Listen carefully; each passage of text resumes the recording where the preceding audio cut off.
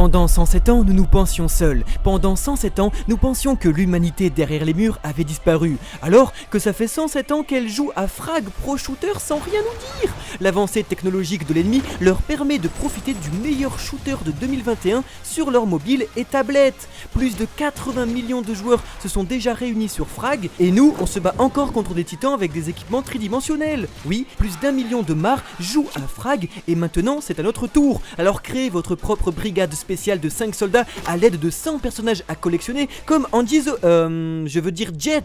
Partez en expédition extramuros en allant détruire la tour ennemie et ses bunkers dans des combats ultra intenses. Et pour plus d'immersion, vous pouvez switcher à la fois de personnages et de points de vue en pleine partie. De tout nouveaux personnages font leur apparition comme Kazulu et Jaeger, capables de vous ambiancer aussi bien que Guren no Yumiya.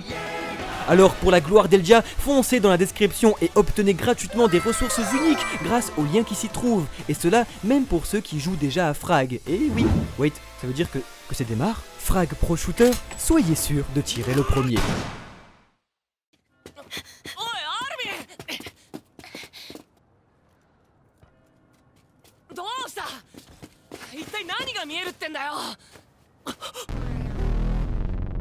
Bonjour à tous et bienvenue dans l'histoire complète du titan colossal et ses détenteurs au fil de l'histoire. Avec nous, redécouvrez le parcours du dieu de la destruction à travers sa participation dans 2000 ans de conflit mondial. Arme la plus puissante de l'histoire, le colossal aura su dominer le monde du haut de ses 60 mètres d'hégémonie et aura fait naître la peur dans les yeux de ses nations ennemies, et cela quel que soit son camp. Alors, après celle sur le cuirassé, si ces vidéos récapitulatives vous plaisent, n'hésitez pas à vous abonner et à activer la notification afin de ne pas louper les prochains épisodes et les futures actualités sur Shingeki no Kyojin. Enfin, laissez un like et dites-nous en commentaire de quel titan vous aimeriez redécouvrir l'histoire afin d'être à jour avant la saison finale. En attendant, plongeons ensemble dans 2000 ans de suprématie menée par l'une des plus grandes figures du manga contemporain, une source de terreur incomparable et de puissance absolue. 俺は未だあの時のままその地獄の先にある何かを見ている戸棚の隙間から世界を見ているだけなのかなんで首をくくる前に僕たちにあんな話したんだろうって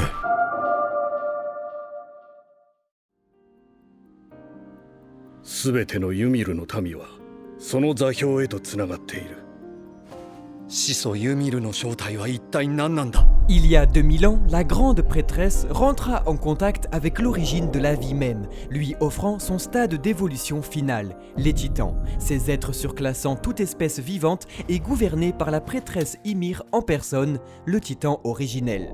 À sa mort, ses 3 filles héritèrent de ses pouvoirs en l'ingurgitant. Après s'être fait dévorer à leur tour par leurs 3 enfants respectifs, les filles d'Ymir donnèrent donc naissance aux 9 titans primordiaux.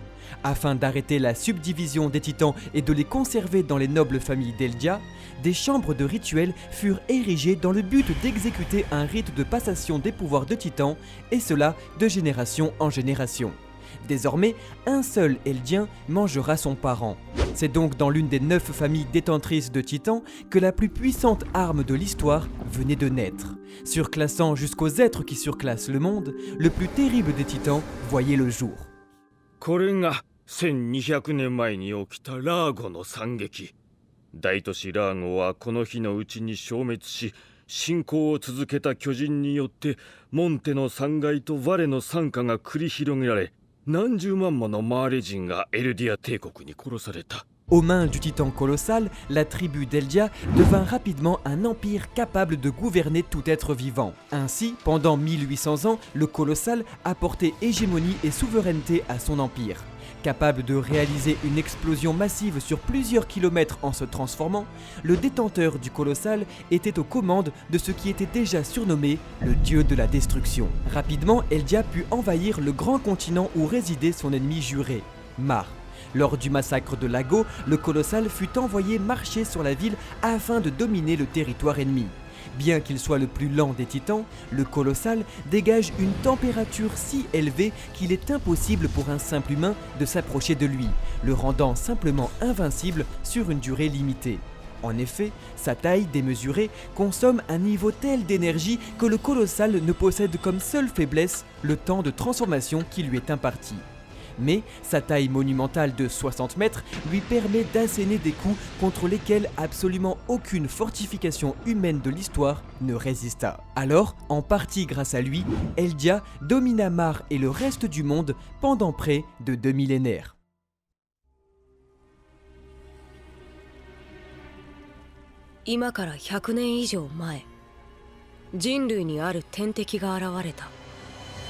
Cependant, il y a 107 ans, le nouveau roi d'Eldia, Karl Fritz, détenteur du titan originel à son tour, découvre en dévorant son ancêtre l'histoire complète de son peuple et culpabilise des atrocités commises par son empire durant près de 1800 ans. Karl décide donc de contacter en secret les autorités Mar et la famille eldienne Tybur, détentrice elle du titan marteau d'armes, afin de fomenter la chute de son propre empire sans que les autres familles ne soient au courant. Le roi prit certains de ses sujets et partit en exil sur l'un de ses territoires, l'île de Paradis, tandis qu'il fit offrande le reste de ses Eldiens à Mar, afin qu'ils puissent leur servir d'esclaves pour toujours en s'excusant des 1800 ans d'atrocités. En apprenant la terrible nouvelle et la trahison de son roi ainsi que du clan Tybur, le seigneur eldien, détenteur du colossal, participa lui à la grande guerre des titans. Mais nous ne savons pas s'il fut partisan de l'exil eldien aux côtés de la coalition créée par le marteau d'armes, le bestial, le cuirassé et le charrette, ou bien s'il lutta jusqu'à la mort contre Mar et les traîtres aux côtés du féminin et du mâchoire. En ce jour, Mar vainquit pour la première fois en 2000 ans son ennemi de toujours et captura ses plus grandes armes, dont la plus terrible de toutes. Ainsi, le dieu de la destruction en personne devenait Mar. Sur son île, Karl Fritz lui usa de ses pouvoirs d'originel pour changer une partie de ses sujets en titans primaires dotés de la même taille et du même poids que le colossal. Enterrés dans 10 mètres de profondeur, les titans primaires du roi pouvaient former un rempart haut de 50 mètres pour défendre ses sujets. Plus encore, Karl Fritz s'accorda le pouvoir de libérer ses titans sur le monde entier si quelqu'un venait à déranger ses sujets. Une menace qui est en fait du bluff, tant ne peut être en réalité exécutée, car le roi ne souhaite plus créer de souffrances inutiles et attend sagement la mort dans son paradis. 王家の血を引く者がその力を宿すこと。だが、その者が始祖の巨人を宿しても、壁の王の思想にとらわれ、残される選択肢は自死の道のみとなる。おそらくそれが不戦の契り。 De ce fait, il y a 107 ans, le seigneur eldien détenteur du colossal fut dévoré à son tour par un eldien captif devenu militaire Mar et entraîné afin de défendre sa nouvelle patrie. Alors, aux commandes de la plus grande arme du monde, Mar entraîna son détenteur à briser les fortifications ennemies afin de lancer un assaut sur les derniers ressortissants eldiens de Paradis.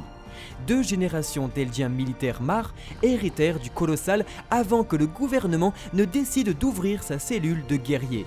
Cette nouvelle administration militaire avait pour but de sélectionner dès leur plus jeune âge des réceptacles de titans afin de les faire pénétrer le royaume du roi Fritz sur Paradis et de capturer l'originel pour contrôler tous les titans du monde.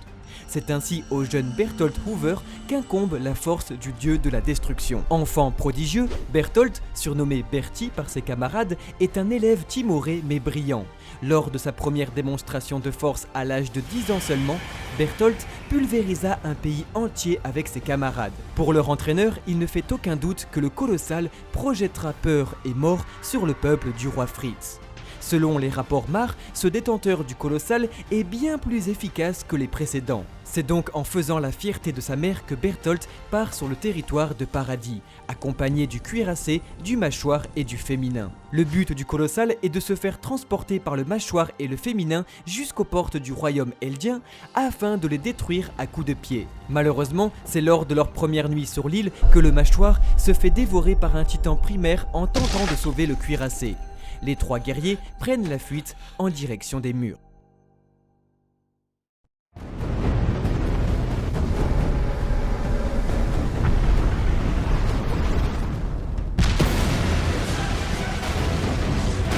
Arrivé devant Maria, Berthold Hoover est pris de vertige. Voilà enfin un adversaire à sa taille. Le jeune garçon se transforme et parvient à élancer suffisamment fort son pied pour briser la porte, unique point faible des murs car ne comportant pas de titans colossaux.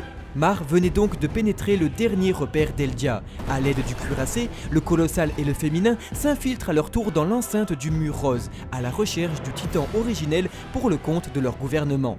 Afin de se rapprocher le plus possible du roi Fritz actuel, les 3 guerriers s'engagent dans son armée, mais sont rapidement refroidis par sa milice privée qui met tout en œuvre afin que personne ne découvre l'identité du titan originel.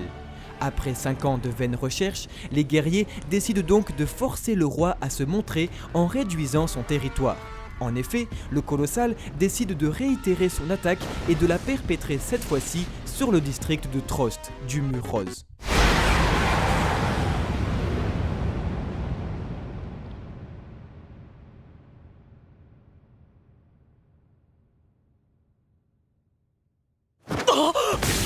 Selon le cuirassé, une telle catastrophe poussera forcément le roi à intervenir avec ses pouvoirs pour sauver ses sujets.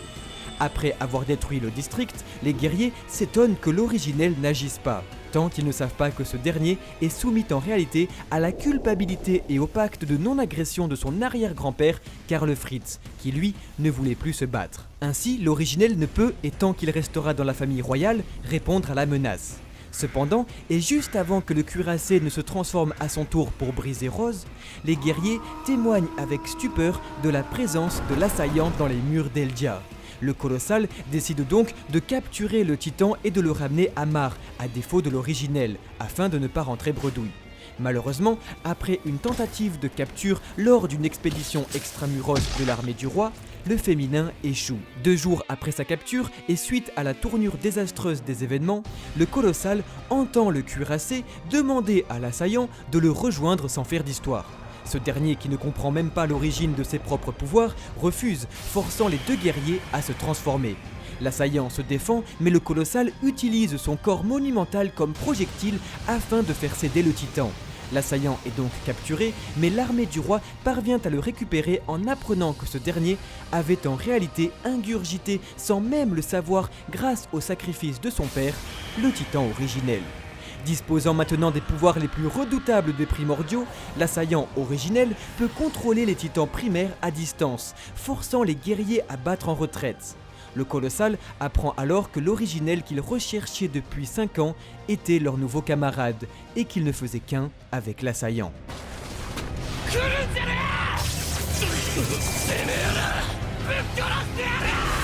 Apprenant que le roi Fritz fut dévoré par l'un de ses propres sujets, les autorités Mar décident donc de faire d'une pierre 2 coups.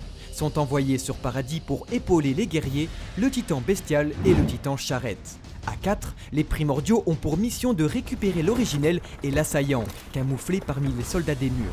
Lors de la bataille, le colossal fait exploser une partie du district de Shiganshina en se transformant. Sa puissance est telle que la plupart des soldats présents dans l'enceinte des murs meurent sur le coup. Le colossal a pour mission d'éliminer les montures du bataillon ennemi afin qu'il ne puisse plus battre en retraite. Comme expliqué précédemment, sa large stature l'oblige cependant à faire vite, tant elle consomme une dose phénoménale d'énergie en la dégageant en chaleur.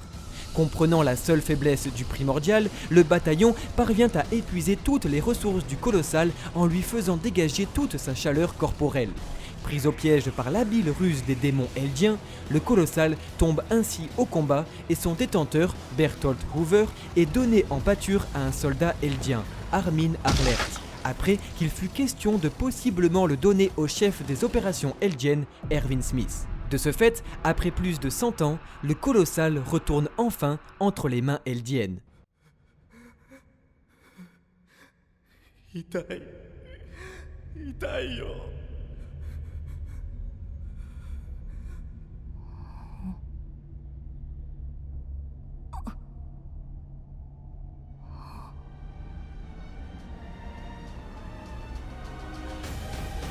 La défaite de Mar sur Paradis pousse les pays limitrophes à lui déclarer la guerre, offrant à Paradis et au colossal 4 longues années de répit pour s'entraîner au combat.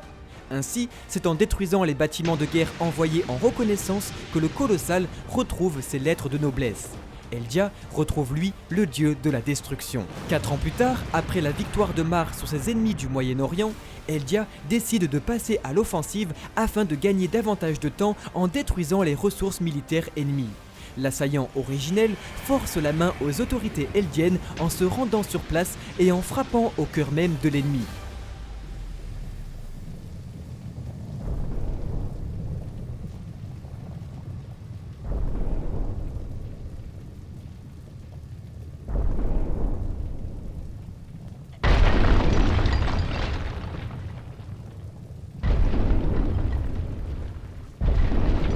Profitant du momentum, le colossal annihile superbement toute la flotte Mar, rendant ses entraînements manifestement très utiles.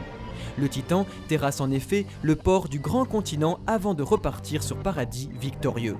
Cependant, c'est après avoir compris qu'il pouvait user de l'originel car il ne faisait pas partie de la famille royale et voulant venger la mort de sa mère, que l'assaillant décide de déclencher le grand terrassement en libérant tous les titans des murs postés par le roi Fritz il y a plus de 110 ans.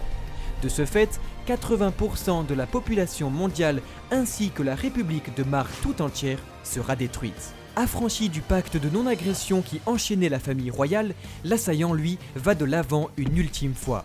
Pour l'arrêter, le colossal s'alliera donc avec les primordiaux ennemis.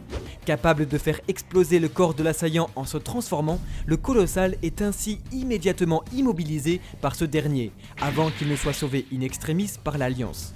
Le colossal peut ainsi libérer une ultime explosion majeure, obligeant l'assaillant à se battre dans un duel final contre lui. Ultime inversion de l'œuvre, le titan que l'on croyait être l'antagoniste principal en tout début de récit, devient finalement le dernier protagoniste qui vint le mal à sa fin. Ce même titan à qui le corps faisait naître un sentiment de terreur dans nos yeux, est à son grand final le dernier symbole d'espoir de l'homme.